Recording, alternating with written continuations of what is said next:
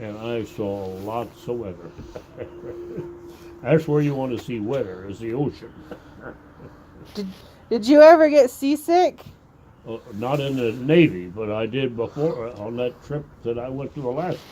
I was, I got on it probably about June and got off of it in August. Actually, April or May. That's what it was. April, and got off of it in August, and I was seasick all of those months.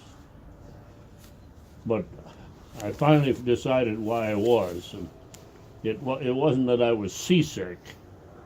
It was they had the three diesel engines in that boat, and the pipe went right by where we ate and slept, and I got Oh. diesel fumes, but it didn't bother everybody else. But well, it did too. Everybody was seasick, and but I handled it better than we. There was three of us about my age, about 18 and 17. Yeah, 17.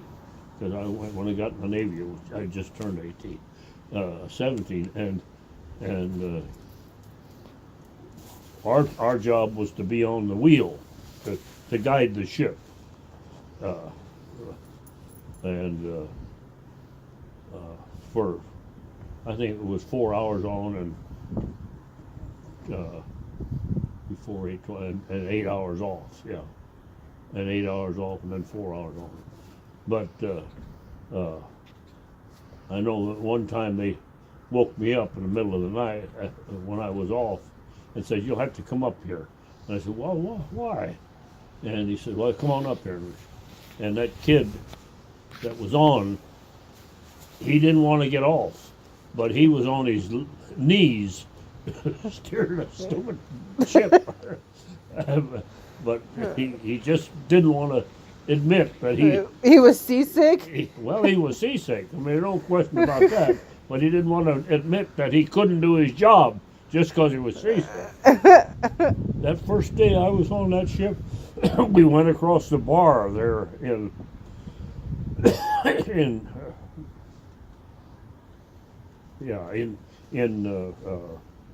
Astoria.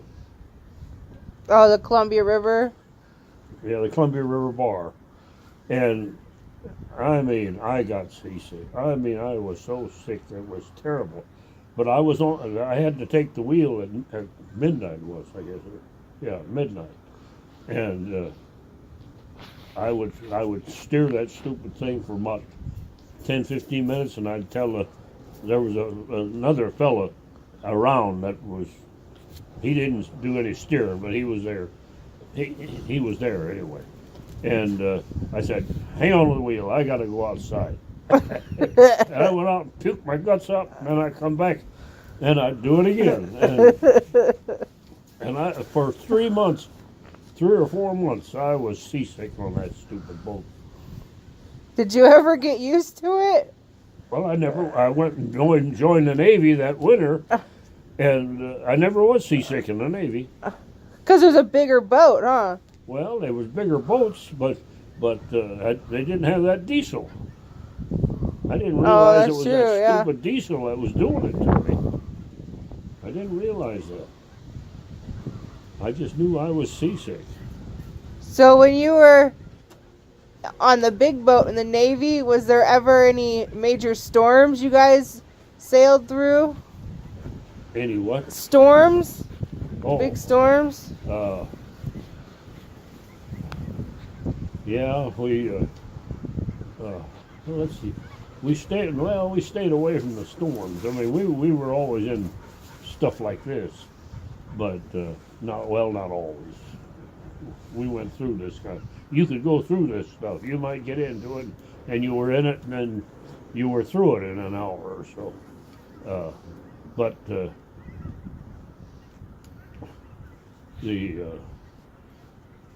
I never was in a but then I was on carriers. I mean, those are big boats.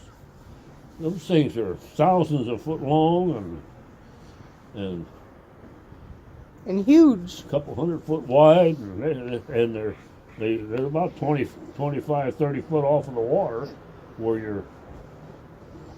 So they're a big boat. So what? Being in the Navy, what was your favorite memory of being on the boat? Oh, I don't know. No, I don't know. I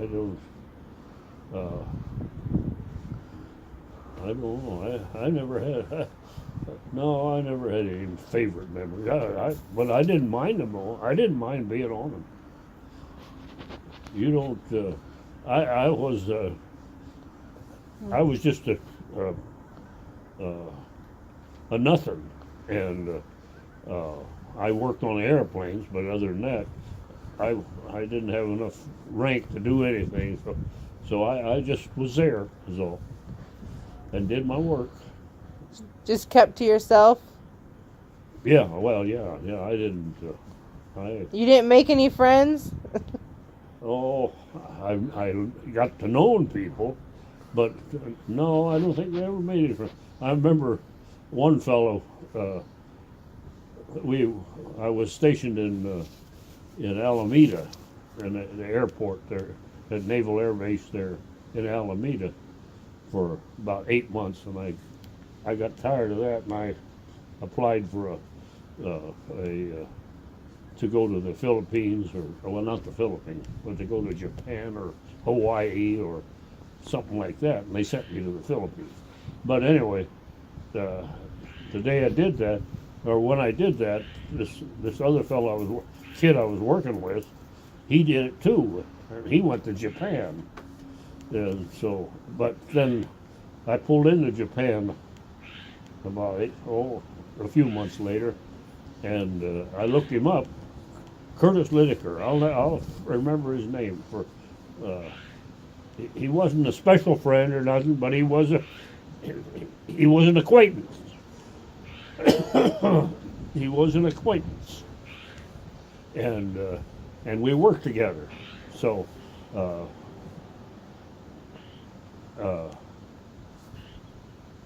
I went in there, and I met. I seen him. I got off the ship, and yeah, I got off. Yeah, I got off the ship, and I went and I found him. Yeah, that's what it was. I found him. He was. He was stationed in. We were in Yokosuka. Yokosuka is the name of it. That was a big port in Japan that the Navy was in after the war. When we were there, or when I was there, they hadn't even signed the peace treaty yet.